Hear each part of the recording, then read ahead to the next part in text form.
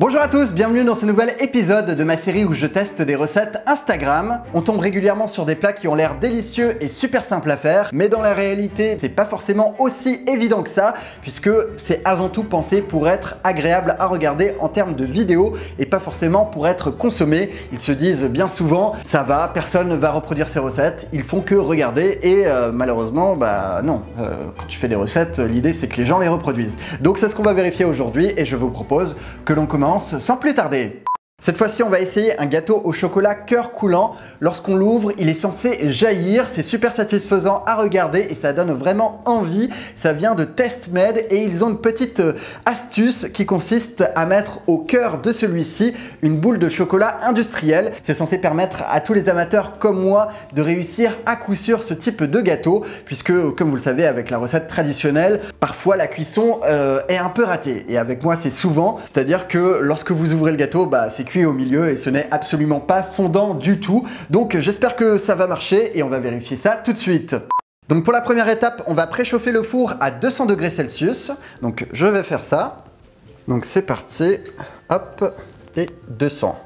Ok, donc ça c'est fait. À présent, on va préparer nos moules. Donc il faut qu'ils puissent passer au four et qu'ils soient assez profonds puisque la pâte que l'on va mettre à l'intérieur ne va pas gonfler. Donc nos gâteaux auront forcément la taille de ces derniers. À la base, je pensais utiliser des moules à cupcake, mais comme vous le voyez, ça aurait fait des gâteaux hyper plats. Alors que là, on a beaucoup plus de volume. Donc on va les beurrer, bien évidemment, pour éviter que ça colle tout à l'heure. Le beurre est mou, j'ai un pinceau, on va voir si ça fonctionne. Et puis sinon, je le ferai éventuellement avec les doigts. Oh si, je pense que ça va marcher, ok. Hop, donc on va en mettre bien partout, bien à l'intérieur. Là, je veux réussir absolument du premier coup. Ok, mon pinceau ressort comme ça. Voilà, ça me semble plutôt pas mal. On enchaîne avec le deuxième. Je suis sûr que c'est pas la meilleure technique pour faire ça, mais écoutez, on fait avec les moyens du bord. Le système D, l'important c'est le résultat. Voilà, super. Donc je pense qu'on va faire 4 gâteaux. Hop, voilà. Et on est bon. À présent, et de la même manière, on va rajouter une couche de cacao en poudre à l'intérieur.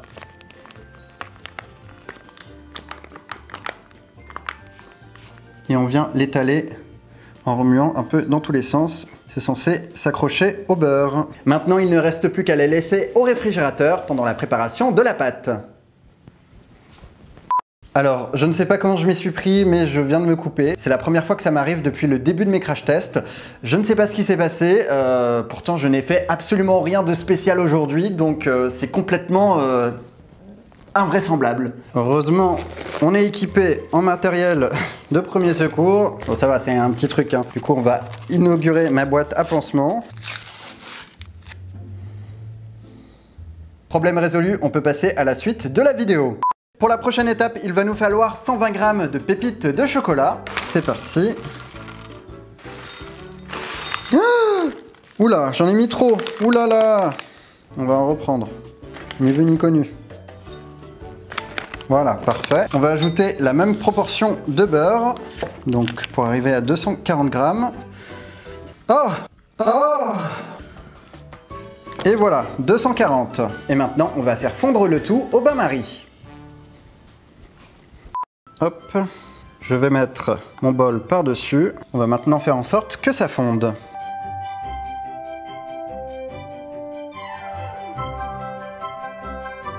Ça commence à sentir vraiment bon.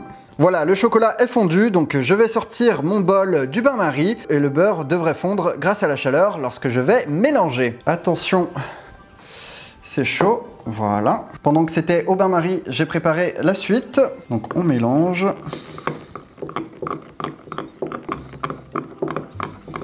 Donc je vais continuer jusqu'à ce qu'il n'y ait plus de morceaux. Et voilà, je pense que nous sommes bons. Je vais mettre ça de côté pendant la suite de la recette. On va maintenant préparer notre pâte et pour cela, je vais utiliser mon batteur électrique comme il le recommande. Donc pour commencer, on va verser du sucre. Je mets ça à l'intérieur. On va maintenant ajouter 3 œufs entiers. Hop. Et de 1. Et de 2. Et de 3. Parfait. Maintenant, il va falloir 2 jaunes supplémentaires, donc on va mettre le blanc de côté. Vous pourrez les utiliser pour d'autres préparations. Et de 1. et de 2. Et là, on va mélanger le tout pendant 5 minutes.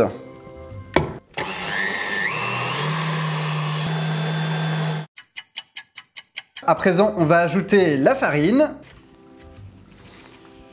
Voilà, parfait. Je mets ça dans mon robot. Et on va remélanger pendant quelques instants avant d'ajouter notre chocolat.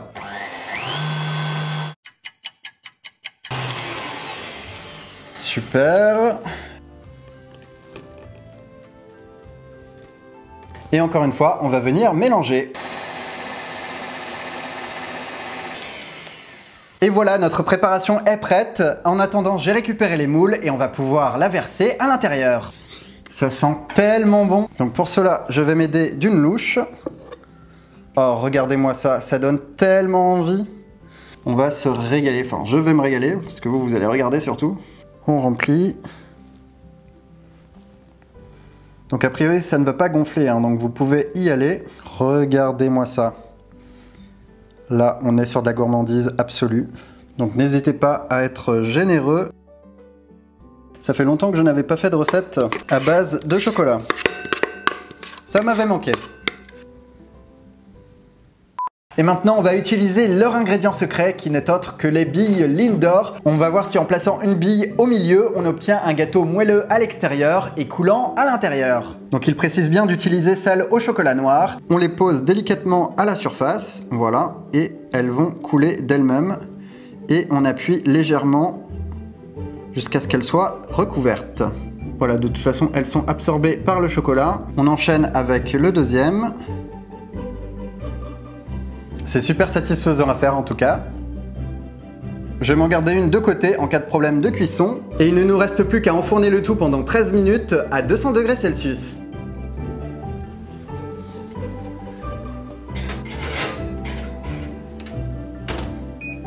C'est parti.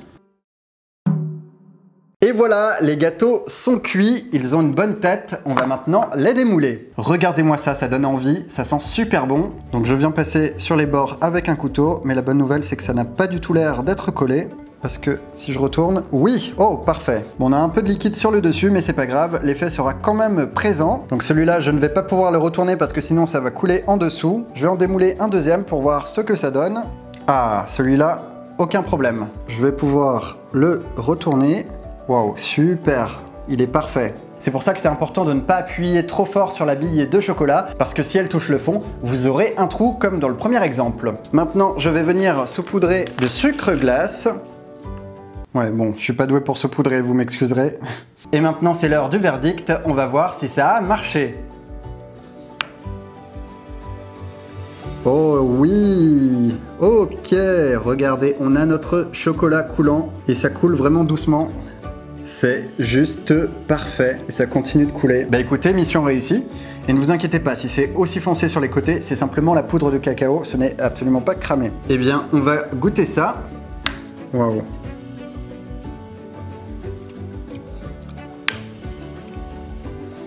Je ne peux plus m'arrêter. Et ça marche super bien, je suis trop fier de moi. Franchement, c'est délicieux, c'est simple à faire, donc pour moi, c'est une recette validée. Voilà, c'est maintenant terminé, j'espère que vous avez passé un bon moment en ma compagnie et quant à moi, je vous dis à très bientôt pour de nouvelles aventures. Au revoir.